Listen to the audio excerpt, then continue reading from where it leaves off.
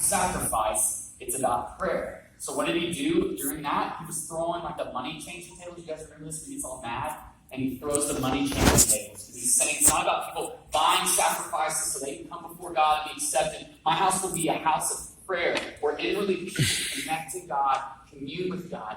This is what the church is about. He also says about the temple, destroy it, I'll raise it up in 3 days. That's 1 John 2:19, Matthew 12:6. Something greater than the temple is before you, he says that. In fact, those are a couple of statements that got him killed. Those are a couple of reasons they're like, yeah, we're going to kill this guy. Because he is throwing it down and saying it does not matter about your temple. You remember when Solomon built this $1 million temple? I guess billion, I don't know how much that would be in normal terms. It was expensive. And they were pretty proud of it. And the temple has a lot to do all throughout the Old Testament. And Jesus is going to say, I'm not doing away with the temple. I've come to fulfill it, and I am the temple. Like, I am the temple. You worship here. You worship in relationship, not in ritual. I want to have a relationship with you. And so it's an amazing thing to see in the New Testament that everything is about internal. And so then Jesus ends with this. The worshipers that I seek, the worshipers the Father seeks, are those that worship in spirit and truth. Have you guys heard that statement before? We've talked about it some. Spirit and truth, what does that even mean? I'm like, okay. So first of all, I believe that the spirit that it's talking about here is talking about your spirit. Contextually, he's talking about you, your spirit. We are spiritual beings. I don't know if you know this. We're eternal. We have bodies. They die. We have a soul that lives forever.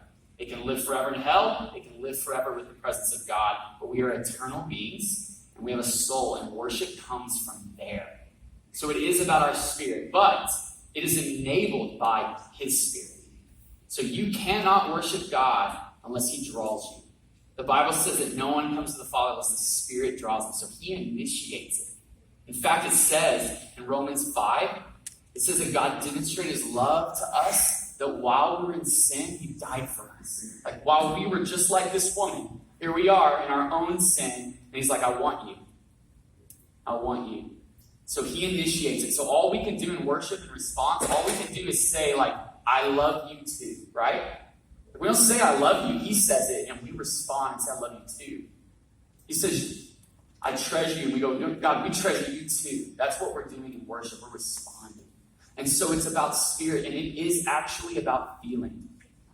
But listen, because I want to camp here for just a second. Emotions have to be involved. They actually do.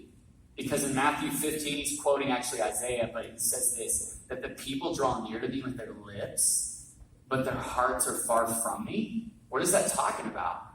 It's talking about these people that are going through this ritual. I'm going to sing the song. I know the lyrics. I'm going to do this thing, and nothing is happening here. And he goes, I reject that. Now, that's a problem. I don't know if that's a problem for you.